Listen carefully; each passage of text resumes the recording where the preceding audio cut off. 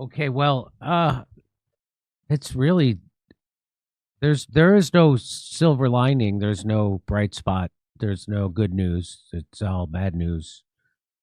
Uh, No. I think there is a silver lining. The silver lining is that for the first time in our lives, people are waking up to the truth, right? Think about um, how people now recognize that we're run by demons. This didn't happen during COVID. This didn't happen during the Biden years. People just chose to put their heads in the sand. But these Epstein files that are being released, this war in Iran, it's basically shattering the worldview of normies. And maybe this war is actually part of God's divine plan to bring about a global spiritual awakening, to heighten the consciousness of humanity so that we collectively can build a better world. but if 90% of the people are dead, so the people behind is the Greater Israel Project. You're saying they have a plan to have. So does that? How does that connect with the WEF and COVID and the vaccine? How do they all connect somehow, or and that does that connect to the 90% of humanity dead? How does this all connect? Well, I mean, look, you're part of the global elite. You all believe that 8 billion people on this planet, it's not sustainable. It's a burden on the planet. It's a burden on government. 8 billion people want to live middle class lives. They want air conditioning. They want to drive SUVs. They want to vacation in the Maldives. This is not sustainable. But if we reduce the population to like, I don't know, 100 million people, well, then we can create paradise on earth, right? So short-term pain, but long-term gain, right? This is how literally every one of the global elite thinks and behaves. And it is demonic, right? But they literally believe that everything that they're doing is for the betterment of humanity. Everything that they're doing is to create heaven on earth, including these Christian Zionists, including these WEF people. Anyone in the elite believe that I need to be like Thanos. I need to create the Thanos solution. Snap my finger and half of humanity will disappear, and then we'll instantly have paradise on earth. And do you feel like people like like Bill Gates, Jeff Bezos, George Soros, uh, Charles Schwab, the people who seem to be the richest people in the world, Elon Musk, these people, are they the ones implementing this plan? Do they, or are they not, or are they aware of the plan? What do you think? I think there are layers to power. I think that if we know who they are, they don't have the real power. I think that the real powerful people are the occultists, the heads of secret societies who spend their time dreaming up these crazy schemes to conquer the world. And they're hidden in the shadows. And they're the ones who come up with these plans. And, Jeffrey Epstein, Jared Kushner, they're the operatives. They're the ones who actually go out and actually implement the plan in the world. And then people like Bill Gates, Mark Zuckerberg, they're like poster boys. They're the ones that capture people's imagination. They're like PR people, basically. So I think there are different layers to power, but the way that people think power works is not the way power works, okay? Donald Trump is not the most powerful person in America. The president of the United States is not the most powerful person in America. And the reason why is that the president of the United States is a temp. I mean, he's a temporary employee, right, for 8 years at most. You're not going to give all the power to that person. Yeah, yes. Well, what Kurt Metzger says on my show is that if Jeffrey Epstein, we try to figure out if he's really dead. I think he's alive. And Kurt says, well, if he worked for the Mossad, he's dead. But if the Mossad worked for him, then he's alive, which means he worked for the Rothschilds. Right. So one thing that these occultists believe in is the idea of reincarnation. So they never die. They just reincarnate. Okay. So even if he physically was dead, he would still be able to reincarnate himself into another body at some point. Like these extremists, all right, these Jewish extremists, Shabbat Lubavitch, at the very extreme, they believe that there's actually only 600,000 humans in this world. Everyone else is an animal. These 600,000 come from the splintering of the world soul, Adam Kadmon. And what's important is to bring the 600,000 people back into Jerusalem to redeem them and repair the world. And everyone else can just die. Who cares? Oh, okay. All right. Well, is there anything else you want to leave us with? Yeah, I'm sorry it's been so depressing, but I think it's really important for everyone to just start to recognize that there are much more powerful hidden forces at work here. Things aren't just simple as Donald Trump not knowing what he's doing. There are these puppet masters in place. And once we start to understand this, and once we start to peel beneath the curtain and understand what's really going on, then we can build a better world. How do you know about the puppet masters? I'm 60 years old. I'm just now hearing about them because of the Jeffrey Epstein files. This is the first time I'm hearing about anything. I'm hearing Candace Owens has talked about it. Now you're talking about it. Kurt always talks about it. But what? Well, how do you know about these puppet masters, these satanic occults that really are the puppet masters? How do you know?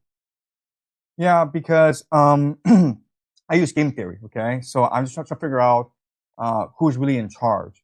And if you just do analysis, a game theory analysis, simple game theory analysis, what you recognize is that the history that we're taught doesn't make any sense. Now, and I'll give an example where, during the Gilded Age, Rockefeller monopolized America's oil resources.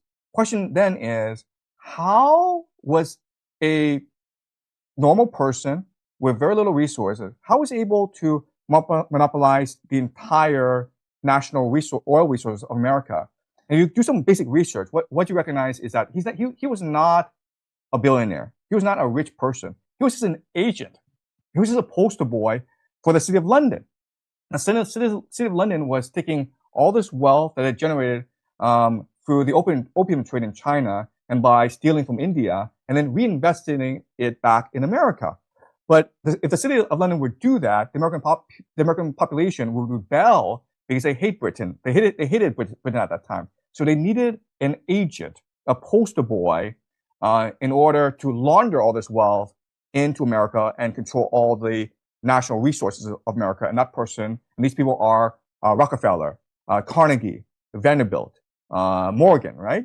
And you fast forward to the 1980s, and then the question then is like, why was the Pentagon, who had spent billions and decades in developing all this cutting edge computer research, why were they just giving this stuff for free to guys like Bill Gates and Steve Jobs? And the answer is because they wanted to create a surveillance state.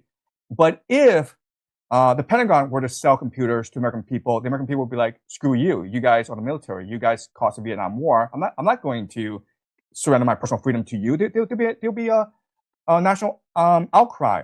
But because Steve Jobs, Mark Zuckerberg, these guys were selling the internet, then everyone's like, well, these are nerds. Sure, I can trust them. Okay, so the way you think power works isn't actually how power works. Power is much more deceptive. It's always behind the scenes manipulating events. And so how does that lead you to realize that there's an occult group of people that are actually running things? Because you have to ask yourself, why are they doing what they're doing, right? Why is Jeffrey Epstein doing what he's doing? And it seems he's involved in global affairs. It seems that he has access to anyone and everyone. So the question you have to ask yourself is, who gave him this power, and why did they give him this power, right? And you just keep on working backwards, okay? Working backwards, and eventually you hit into the occultist.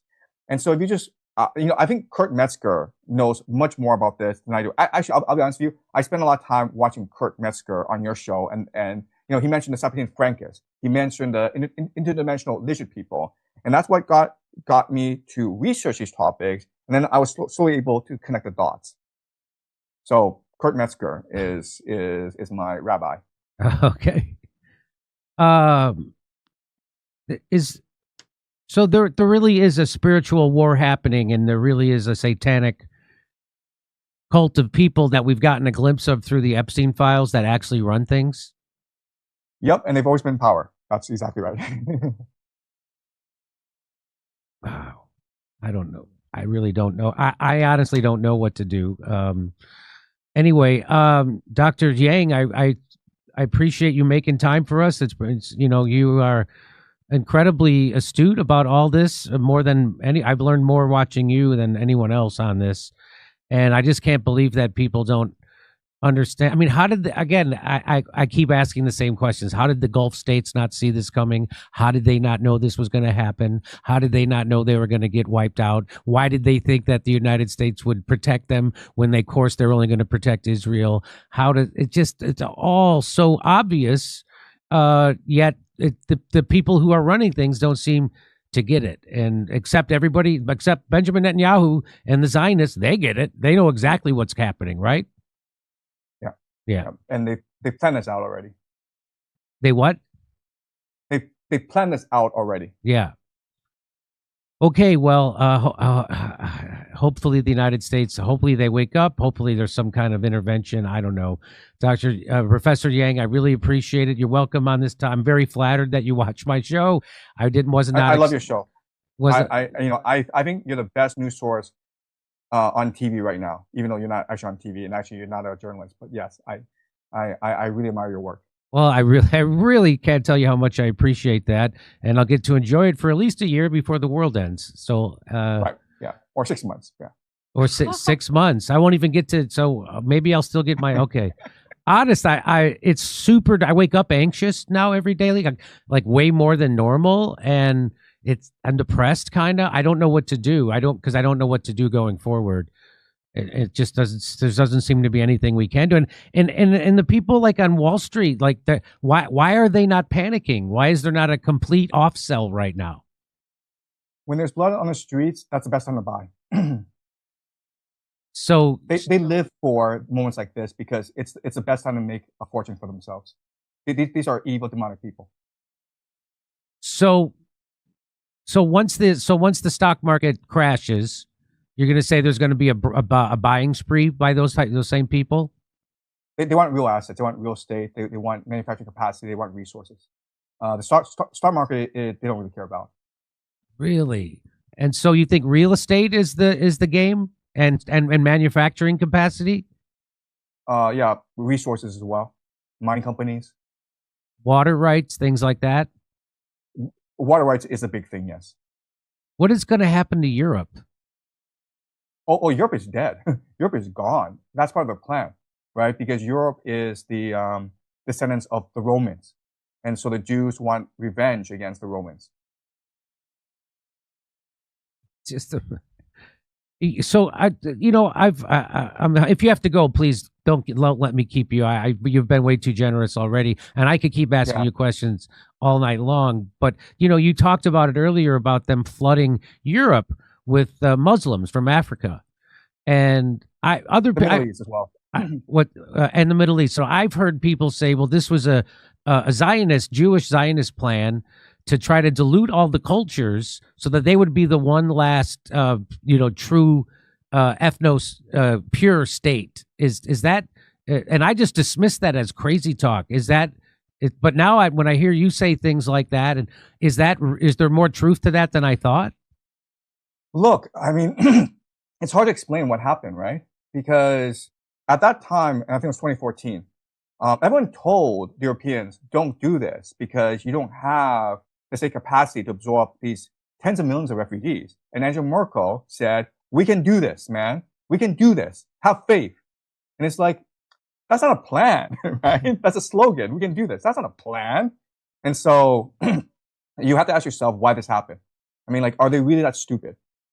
You look at Canada today. I mean, like you got 10 million Indians who've immigrated to Canada in the past, 5 years.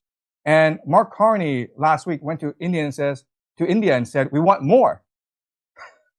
Why is this happening? I don't know.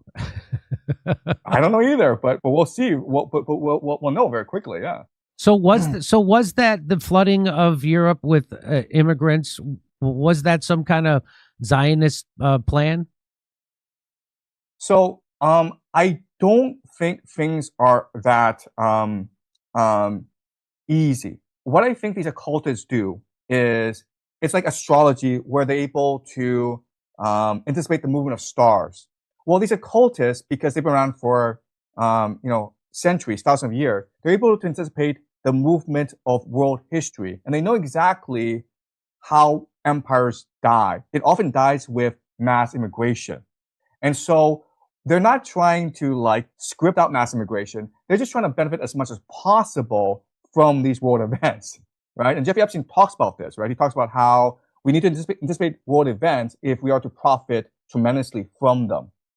Okay, so I don't think it's a global conspiracy, but what I do think is that they do have an understanding of how the world works, and they're able to position themselves properly to benefit the most from these events.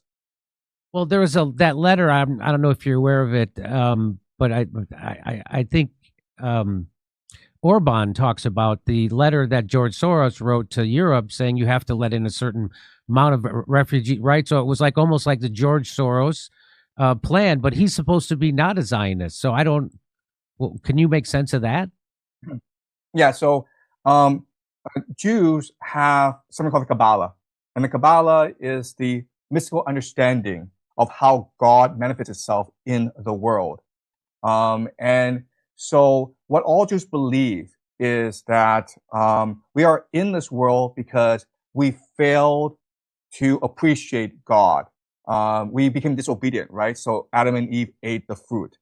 And so we need to repair the world by redeeming the world in the eyes of God.